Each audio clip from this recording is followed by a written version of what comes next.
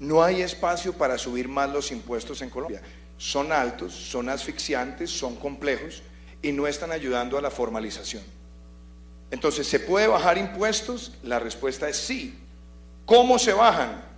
Entonces, primero, hay que eliminar los gastos innecesarios en el Estado. Segundo, hay que hacerle una reforma a la administración pública que permita generar ahorros permanentes. Tercero, enfrentar la evasión de renta y de IVA, que son más de 40 billones de pesos al año.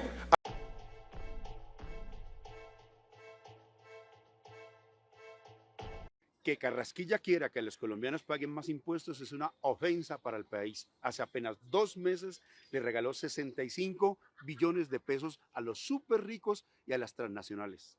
¿Por qué en vez de hacerle ese regalo a los grandotes no decidió lo justo, que pagaran más, que pagaran lo que corresponde? ¿Por qué siempre se tiene que descargar estos asuntos sobre el colombiano trabajador, la gente del común que tiene que financiar al país? Porque ellos, el gobierno y los suyos, llegan ahí gracias a Sarmiento Angulo, al grupo empresarial antioqueño, a los clanes políticos más ricos y corruptos del país. Por eso gobiernan con regalazos para los más ricos, para pagarles favores, y por eso llegan a reproducir sistemas de desigualdad y de marginación donde solo unos pocos pueden crecer. Los más ricos de Colombia, el 0.1% de las personas, tienen una tasa de tributación de apenas el 2.6%. Cuando lo justo es que pagaran el 31.48%. Y esto se nota también en la declaración de renta de Álvaro Uribe Vélez, que, según los especialistas, tenía que haber pagado 20 veces más de lo que pagó por impuestos. Y agreguemos que el sector financiero, al que se le entregan el 33% de los beneficios tributarios de este país, solamente paga una tasa de tributación efectiva del 0.97% del impuesto de renta. El gobierno ya vio que pagar los regalazos tributarios que le entregó a los súper ricos le va a quedar difícil. No les va a bastar con vender empresas públicas ni con dejar de ejecutar presupuesto social. Lo que dijo Carrasquilla es la crónica anunciada de más impuestos para que la gente termine pagando al final esos regalazos tributarios. Solamente con la movilización en las calles, con la acción de todos los ciudadanos y dejando de votar por ellos, podremos detenerlos. Carrasquilla, ponga a tributar a los súper ricos y no al pueblo trabajador colombiano. En términos de las fuentes de financiamiento, tenemos 3 discusiones diferentes.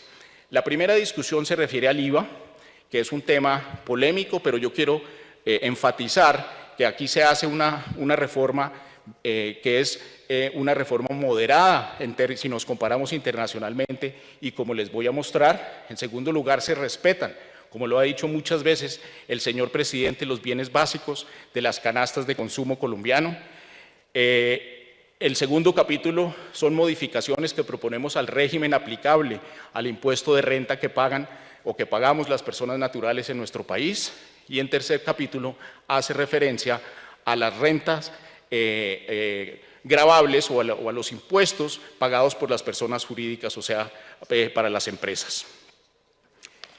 En términos del IVA, para empezar, vamos a proponerle al Congreso de la República que limitemos muchos de los beneficios tributarios que por años ha tenido nuestro país y que en realidad son razonables, son justos en la medida en que el IVA es un impuesto indirecto, es un impuesto que no contempla el nivel de ingreso de la persona que compra el bien gravado. Entonces, para las personas más pudientes, la proporción de su ingreso que se paga en IVA puede terminar siendo muy diferente a aquella proporción de su ingreso que se dedica a pagar el IVA en el caso de los hogares más pudientes del país. Esa injusticia se ha corregido en Colombia con una metodología novedosa, una metodología que ha dado muchos resultados y que está siendo rápidamente implementada. El señor director de planeación, si se requiere, les puede dar explicaciones sobre cómo ha ido marchando esa política de devolución del IVA y algo sobre los análisis de impacto que se han hecho ya desde el punto de vista técnico y académico sobre ese programa en sus fases iniciales. No se van a gravar alimentos adicionales a los que ya están grabados, no se van a gravar sus cadenas de producción. Eso es algo que el presidente ha subrayado muchas veces y que ha sido muy enfático en que esta propuesta de ninguna manera puede tocar ese componente. En personas naturales, nosotros tenemos un telón de fondo que de cierta manera es preocupante. Y es preocupante no solamente por la dinámica de la deuda pública que les mostraba anteriormente, sino que es preocupante porque tenemos un punto de partida que nos hace muy diferentes a el resto de nuestra región y extremadamente diferente a los países avanzados. Nosotros recaudamos en Colombia del orden de 6,2 puntos del PIB en materia de impuesto de renta. Eso no es muy diferente de los países de América Latina, ni es muy diferente a los países emergentes en su conjunto, es decir, incluyendo Asia, África y demás universo de países emergentes. El esquema es el siguiente: nosotros empezaríamos a tener el nuevo esquema tributario para personas naturales vigente para el año 2022, luego se va transformando hasta que en el año tributario del 2024 quedaría plenamente vigente. Es decir, vamos a tener un periodo de transición reconociendo las dificultades que vamos a tener en el año 2021 y el gradual proceso de corrección de nuestros problemas derivados de la crisis hacia el 2022 y 2024. ¿Eso qué significa la transición? Eso significa que se va a ir ampliando. Si se acepta nuestra propuesta, se va a ir ampliando paulatinamente la base gravable de las personas naturales y vamos a sustituir rentas exentas que existen de una manera muy compleja en nuestro estatuto tributario para convertirlas en una sola renta exenta del 25% que beneficia a todos los contribuyentes exactamente de la misma manera. Hoy en día hay contribuyentes que hacen uso de exenciones que no llegan ni siquiera al 10% y hay otros a quienes superan el 30%. Dadas la complejidad del sistema de exenciones de renta para personas naturales, esa desigualdad entre ciudadanos es un problema y una comisión de expertos que recientemente analizó con muchísimo cuidado el tema, nos recomendó eso. Si ustedes quieren, si ustedes tienen inquietudes sobre este proceso gradual, nos acompaña el doctor Lisandro Junco, director de la DIAN, quien ha trabajado muchísimo en esto. Y en ingresos pensionales inferiores a 7 millones no son sujetas de ningún impuesto de renta, porque ha habido confusión sobre eso. El impuesto temporal y solidario a la riqueza, es un esquema que planteamos introducir. El esquema enfatiza la solidaridad que nosotros consideramos importante en un país de parte de las personas de más altos ingresos hacia las personas que están amparadas por la política social que les puse en el primer punto. Nosotros, en el contexto de la crisis, propusimos un impuesto solidario para los empleados públicos con ingresos altos, es decir, de más de 10 millones de pesos. Eso, en la medida en que no fue horizontal, en el sentido de que no cobijó a los empleados del sector privado, fue considerado inconstitucional por nuestra Corte. Y aquí lo que estamos proponiendo es hacerlo para todo el mundo de la siguiente manera. Un impuesto que nos lleve de un 10% aplicable en la segunda parte de este año 2021 y esos aportes que hace la persona natural de ingresos superiores a 10 millones para aliviar esta situación tan difícil del año 2021 se le devuelve en las declaraciones de renta aplicables en el 2022 y si es el caso en 2 años que apliquen para el 2021 y 2022, es decir, se convierte en un descuento, lo que yo aporte o lo que aporte el ciudadano de ingresos altos durante el 2021 se le devuelve con la declaración. Cuando declare su renta de los ingresos del 2021, él va a decir o ella va a decir, yo ya pagué una parte y es el correspondiente a lo que aporté como ingreso solidario. Si no alcanzo digamos, a recuperar la totalidad del aporte al impuesto solidario, entonces lo aplico nuevamente para los ingresos del 2022, cuando declare renta sobre esos ingresos en el año 2023. Se propone un mecanismo transicional de 3 años para la nueva estructura, como les decía, con el fin de que haya una gradualidad en la contribución y una sensibilidad al hecho de que Colombia es un país, como muchísimos otros, que se va a recuperar solo gradualmente. Para los ingresos de 2022, solo pagarán impuesto de renta asalariados que ganen más de 50 millones anuales, 4.1 millones de pesos promedio mensual para ese año.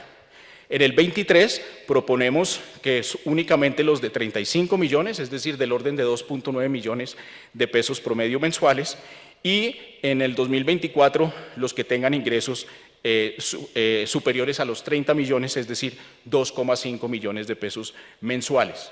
Eso es un número que es significativamente más alto que los ingresos promedios del país, es decir, la persona que recibe por concepto de su trabajo el ingreso promedio de nuestro país no pagaría impuestos, y un número significativamente alto de personas naturales con ingresos superiores o incluso bastante superiores a ese ingreso promedio tampoco pagarían impuesto.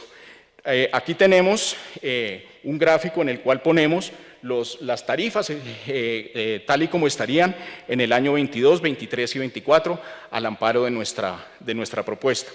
Las personas que se ganen 31 millones no van a pagar impuestos en el año 2022, van a pagar 0 en el 2023 y 0,2% de su ingreso en el año 2024. Las personas de 100 millones van a pagar 7% en el 22, 8,3 y 9,6 de su ingreso respectivamente. Ahorita comparamos con qué modificaciones se surten en esa transición y cuál es el efecto de nuestra propuesta sobre la tasa efectiva renglón por renglón de la distribución del ingreso. Y la persona de 500 millones pasaría a pagar 20% de su ingreso en el 2022 a pagar 22% en el año 2024. Entonces, es un proceso gradual y es un proceso, digamos, que tiene eso en cuenta. El siguiente punto son dos impuestos que también han sido propuestos y discutidos muchas veces en el país. El impuesto al patrimonio en este momento existe en Colombia, es un impuesto que tiene una tarifa del 1% para todos los patrimonios superiores a los 5.000 millones. Una vez el contribuyente descuenta el valor máximo estipulado de lo que sería su vivienda, si eso supera los 5.000 millones, paga el 1%. Eso tiene un gran defecto, y es que las personas de 4.900, por decir algo, pagan 0, y las de 5.100 pagan un 1%, 50 millones, 51 millones, por poner un número. Nosotros proponemos que se ponga 0 para los patrimonios de menos de 5.000 millones, y a partir de los 5.000 millones, un 1% sobre los patrimonios adicionales. Esto tendría vigencia hasta el año 2023 y ayudaría también a reforzar ese mensaje de solidaridad de quienes tienen estos patrimonios con respecto a la ciudadanía que tiene situación de pobreza extrema y que se ha visto vulnerada en el contexto de esta crisis. Tendría una vigencia del 2022 y vigencia en el 2023. Se aumenta también el monto de la atribución que existe actualmente para vivienda, se aumenta de 490 millones a 980 millones, y esa es la iniciativa. Ahorita discutimos la relación entre esto y las declaraciones de renta de los años siguientes, ahorita lo discutimos. Y finalmente vamos a hacer una modificación en el impuesto a los dividendos. Hoy en día existe una tarifa del 0% aproximadamente para los primeros 12 millones de pesos anuales que reciba una persona natural por concepto de dividendos sobre acciones que tengan en su propiedad, y eso pasa a gravarse a un 10% para todos las sumas de dinero derivadas de dividendos por tenencia de acciones superiores a los 12 millones. En otras palabras, la persona que recibe 13 millones paga el 10% de ese último millón. La diferencia entre los 12 millones, aproximadamente son 300 VTs, a 13 millones.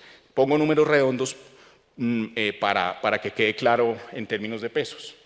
Y nosotros lo que proponemos es ampliar el rango exento, llevándolo hacia unos 24, 25 millones de pesos, ahorita precisamos el número exacto, y poner una tarifa más alta a partir de ese momento. Entre el régimen actual y el régimen que proponemos, todas las personas que reciban menos de 48 millones de pesos en dividendos van a terminar pagando menos impuesto de dividendos y todas las personas que reciben más de 48 millones de pesos van a pagar más impuestos y de esta manera esas personas que reciben sumas importantes, por lo menos en el contexto de nuestro país, por concepto de dividendos, aportarían más de lo que aportan hoy día a la solución de tantos problemas que tenemos. En personas jurídicas, proponemos una reducción de la tarifa para personas jurídicas de la siguiente manera. Dividimos la declaración de renta de las empresas en dos grandes rangos.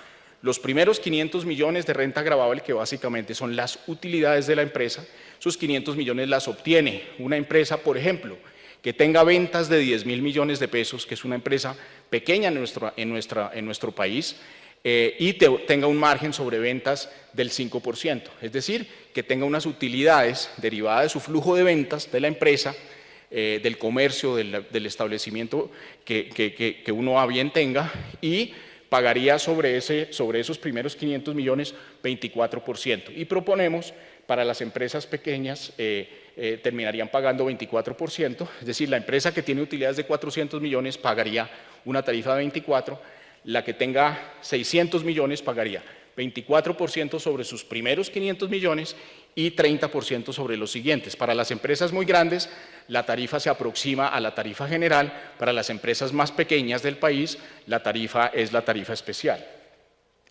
Hay una sobretasa de renta de 3 puntos vigente durante 2 años. La sobretasa de 3 puntos se hace en primera medida como para que se mantenga el espíritu de solidaridad que cobija a este proyecto o a este proyecto que estamos proponiendo, y se hace por 2 años con el fin de solventar las necesidades que tenemos a la salida, ojalá, de nuestra crisis. Y esos recursos van a tener entonces destinación específica para el programa de impulso a la recuperación del empleo que les hablé en la primera parte de la presentación. La eliminación de las rentas exentas, de todas las deducciones, de los descuentos tributarios, todo esto fue materia de análisis de la comisión de expertos. Esa comisión de expertos se convocó por iniciativa de nuestro Congreso de la República. Qué bueno que lo hayan hecho.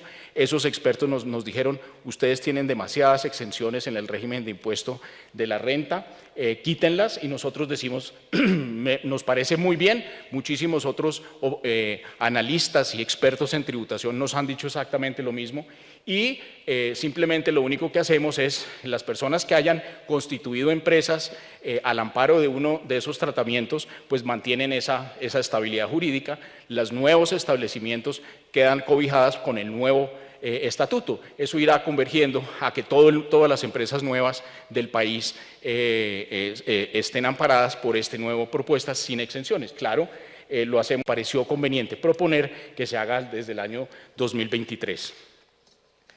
Los beneficios relacionados con la economía naranja, el turismo, etcétera, estarán vigentes hasta el año 2022. Para los relacionados con la construcción de hoteles, en virtud de la ley de hotelería que se aprobó en el Congreso de la República, se mantiene ese articulado, esa decisión que se tomó de tenerlo hasta el año 2025. Y en el caso de regímenes de megainversión y de las zonas francas que existen hoy día, se mantienen tal cual en nuestra propuesta. El descuento del IVA de bienes de capital se mantiene, ha sido, digamos, materia de debate, pero simplemente es reconocer el hecho de que nuestra tasa de tributación efectiva en el caso de las empresas resulta ser muy alta en comparación internacional, y las personas que están invirtiendo pues están comprando maquinaria, están comprando equipo, y la medida que se aprobó en el Congreso de la República en el año 2019 es que el IVA que se pague por esa inversión tenga un descuento. Hoy en día se hace sobre el IVA mismo, es decir, la empresa que hizo la inversión y pagó 100 pesos de impuesto de IVA sobre la adquisición de ese bien de capital, tiene el derecho a descontar hoy en día de su impuesto de renta esos 100 pesos. Nuestra propuesta es hacerlo en el ritmo normal del IVA, tal cual se produce. La persona jurídica que sea retenedora de IVA dice yo retuve 200 pesos de IVA, pero pagué 100 pesos de IVA por el bien de capital, la DIAN le dice, perfecto, entonces cruce los 200 contra los 100 y deme los 100 pesos, y así sucesivamente. Si no recaudó 200 sino 80, entonces le dice, entonces usted descuente, si es retenedor del 80, entonces deme todos los 80 que recaudó y